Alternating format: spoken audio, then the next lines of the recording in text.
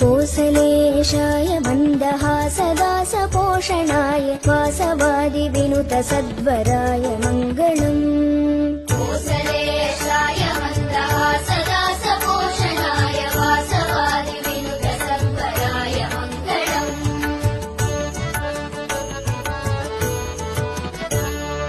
चारुकुङ्कुमोपेतचन्दनादिचर्चिताय हारकटकशोभिताय भूरि मङ्गलम्। चारुकुङ्कुमोपेतचन्दनादिचर्चिताय हारकटकशोभिताय भूरि मङ्गलम्।